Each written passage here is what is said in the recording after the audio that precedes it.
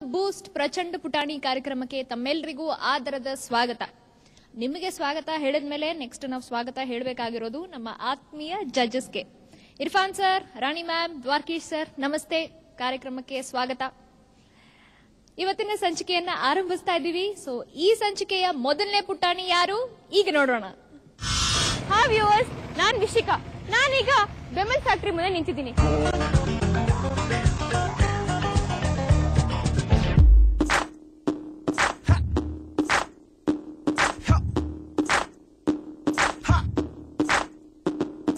Sunita Williams, Kalpana Chawla ಹೀಗೆ ಆಗ್ಬೇಕು ಅಂತಿರುವ ಒಂದು ಸಣ್ಣ ಆಸ್ಟ್ರೇಟ್ ನ ಭೇಟಿ ಮಾಡಕ್ ಹೋಗ್ತಾ ಇದೀವಿ.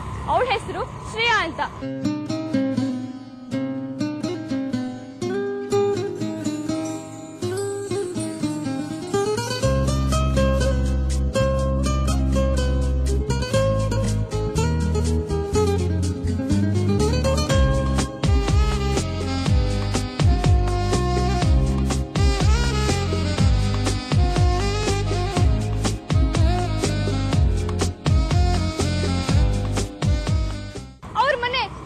ಇದೆ ಅಂತೆ, ಬನ್ನಿ ಹೋಗೋಣ.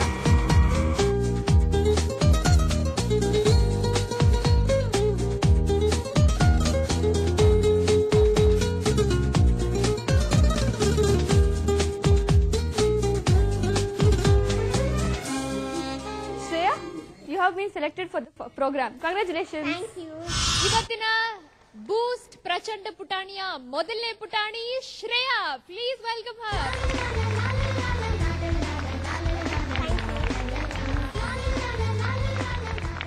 ಇನ್ನು ಮತ್ತೊಮ್ಮೆ ತಮ್ಮೆಲ್ಲರಿಗೂ ಸ್ವಾಗತ. ನೀವು ನೋಡ್ತಿದ್ದೀರಿ ಜಿ ಕನ್ನಡದ ಬೂಸ್ಟ್ ಪ್ರಚಂಡ ಪುಟಾಣಿ. ಇವತ್ತಿನ ನಮ್ಮ ಮೊದಲನೇ ಪುಟಾಣಿ ಶ್ರೇಯಾ. ಇವಳ ಸಾಧನೆಯ ಕೆಲವು ತುಣುಕುಗಳನ್ನ ಈಗ ನೋಡೋಣ.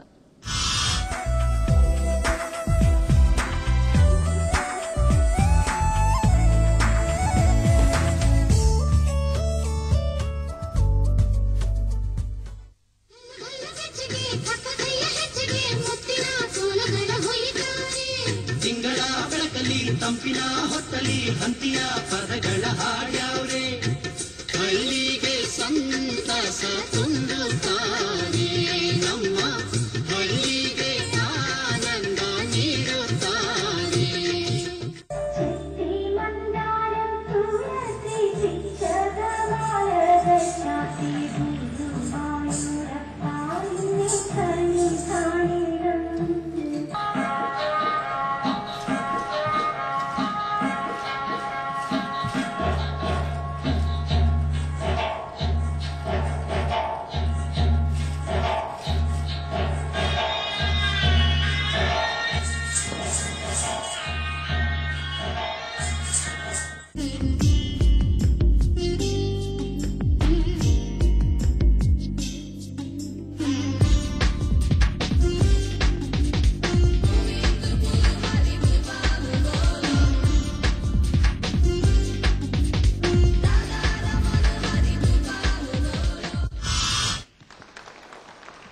ಶ್ರೇಯಾ, ತೀರ್ಪುಗಾರರು ಮಾತಾಡಕ್ ಮುಂಚೆ ನನಗೊಂದು ಸಣ್ಣ ಡೌಟ್ ಇದೆ.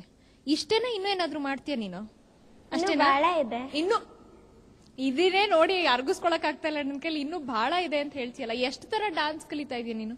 7 ತರದ್ದು ಇಂಡಿಯನ್ ಡಾನ್ಸ್ ಕಲಿತಾ ಇದೀನಿ, 3 ತರದ್ ವೆಸ್ಟರ್ನ್ ಡಾನ್ಸ್ ಕಲಿತಾ ಇದೀನಿ. ಸಂತೋಷ. ನಾನೇನು ಮಾತಾಡಲ್ಲ ಸರ್. ಅದೇ ನೀನೇ ಎಲ್ಲ ಹೇಳ್ಬಿಟ್ಟಿಲ್ಲಮ್ಮ. ಇನ್ನೂ ಎಷ್ಟು ಕಲ್ತಿದ್ಯಾ ನೀನು ಅಂತ. ಎಲ್ಲರೂ ಸಕಲ ಕಲಾ ವಲ್ಲಭ ಅಂತಾರೆ, ಇವಳು ಸಕಲ ಕಲಾ ವಲ್ಲಭಿ. ವಲ್ಲಭಿ.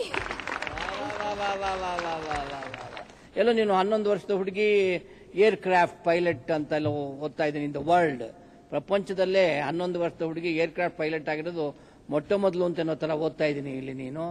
ನಾವೆಲ್ಲ ಏರ್ ಕ್ರಾಫ್ಟ್ ಅಲ್ಲಿ ಕೂತಿದ್ದೀವಿ, ಪ್ಲೈನ್ ಅಲ್ಲಿ ಕೂತಿದ್ದೀವಿ. ನಾವು ಯಾವತ್ತೂ ಪೈಲಟ್ ಆಗ್ಬೇಕು ಅಂತ ಆಸೆ ಪಡ್ಲಿಲ್ಲಮ್ಮ. ಅದೇನು ನಿನಗೆ ಈ ಡಾನ್ಸ್ ಇದ್ರ ಜೊತೆಯಲ್ಲೆಲ್ಲ ಎಲ್ಲವನ್ನು ಮೀರಿದ ಒಂದು ಶಕ್ತಿ ನಿನಗಿದೆ ಅಂದ್ರೆ ಪೈಲಟ್ ಆಗೋದು. ಅದ್ಯಾಕದು? ಅದೇನದು? ಅದು ಇದೆಲ್ಲ ಬಿಟ್ಟು ಅದು ಪೈಲಟ್ ಆಸೆ ಬಂತು ನಿನಗೆ? ನಿಮ್ಮ ಮನೆ ಹಿಂದ್ಗಡೆ ಏರೋಪ್ಲೇನ್ ಇದೆಯಾ? Thank you for your question sir. Actually ನಾನು ಚಿಕ್ಕವಳಿದ್ದಾಗಿಂದಾನು ನಮ್ಮಮ್ಮ ನನಗ್ ಚಂದಮಾಮ ತೋರಿಸಿನೇ ಅನ್ನ ಊಟ ಮಾಡಿಸ್ತಾ ಇದ್ರು. ಸೊ ಎಲ್ಲಾ ಮಕ್ಕಳ ತರ ನಾನು ಕೇಳ್ದೆ, ಮಮ್ಮ ನನ್ಗೂ ಆ ಬಾಲ್ ಬೇಕು ಅಂದ್ರೆ ಅವ್ರಂದ್ರೆ ಇಲ್ಲ ಇಲ್ಲ ನೀನ್ ಅಲ್ಲೇ ಹೋಗ್ಬೇಕು, ಅದ್ ನಿನ್ ಹತ್ರ ಬರಲ್ಲ, ನೀನ್ ಅಸ್ಟ್ರೋನಾಟ್ ಆಗ್ಬೇಕು ಅಲ್ಲಿ ಹೋಗ್ಬೇಕು ಅಂದ್ರೆ. ಅದಕ್ಕೆ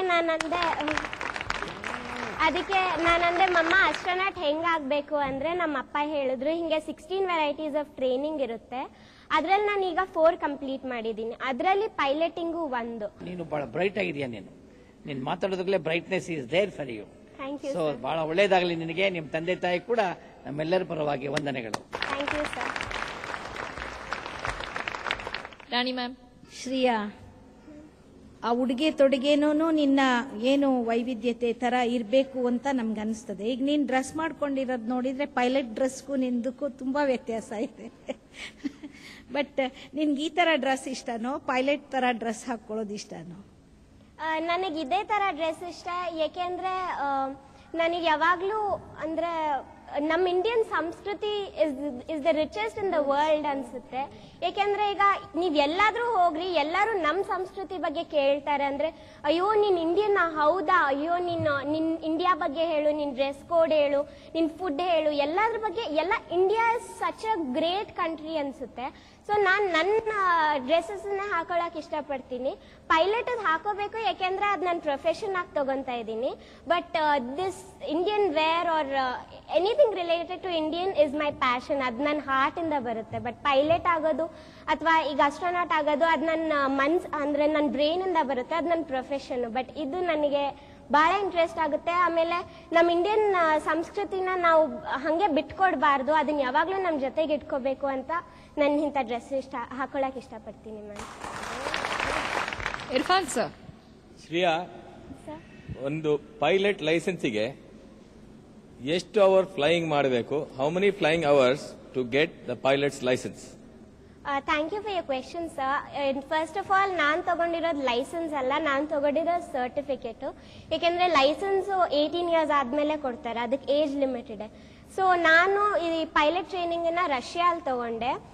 ನನಗೆ ಇದು 30 days ಟ್ರೈನಿಂಗ್ ಕೊಟ್ಟರು. 1.5 hour in the morning, 1.5 hour in the evening. So ನಾನು ಟೋಟಲಿ 90 hours ಫ್ಲೈ ಮಾಡಿದೆ. ಸೊ ಆದ್ರಿಂದ ನನಗೆ ರಷ್ಯಾಲ್ ಸರ್ಟಿಫಿಕೇಟ್ ಕೊಡಲಿಲ್ಲ, ನಂಗೆ ನೇಪಾಳಲ್ಲಿ ಸರ್ಟಿಫಿಕೇಟ್ ಕೊಟ್ಟರು. Good, all the best Shreya. ನೀನ್ ಅನ್ಕೊಂಡಿರೋದೆಲ್ಲ ಆಗ್ಲಿ ಸಿಗ್ಲಿ, ನೀನ್ ಎಲ್ಲಿ ಯಾವ ಮಟ್ಟವನ್ನ ಮುಟ್ಬೇಕು ಅಂತ ಅನ್ಕೊಂಡಿದ್ಯಾ ಅದು ಬಹಳ ಸುಲಲಿತವಾಗಿ ನಿಂಗಾಗ್ಲಿ ಅಂತ ಹಾರೈಸ್ತೀವಿ. All the best you. ನಮ್ಮ ಮತ್ತೊಮ್ಮೆ ತಮ್ಮೆಲ್ರಿಗೂ ಸ್ವಾಗತ. ನೀವ್ ನೋಡ್ತಿದ್ದೀರಿ ಬೂಸ್ಟ್ ಪ್ರಚಂಡ ಪುಟಾಣಿ.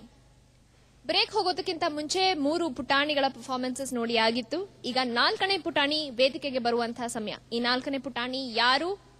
ಆಸ್ಟ್ರೋನಾಟ್ ಆಗಬೇಕು ಅಂತ ಬಯಸ್ತಾ ಇರುವಂತಹ Shreya Dinakar. Hi Shreya, how are you?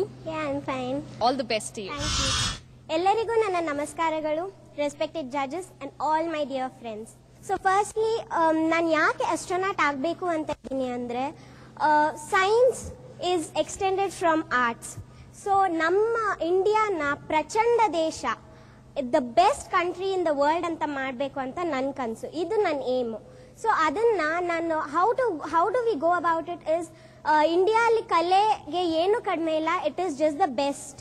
But scientific technology, science and ಟೆಕ್ನಾಲಜಿಯಲ್ಲಿ ಸ್ವಲ್ಪ ಕಡಿಮೆ ಇದೆ, ಯಾಕೆಂದ್ರೆ it is just developing. So ನಾನು ಸೈನ್ಸ್ ಅಂಡ್ ಟೆಕ್ನಾಲಜಿಯಲ್ಲೂ ಇಂಡಿಯಾ ಎಲ್ಲದಕ್ಕಿಂತ ಹೆಚ್ಚಿದೆ.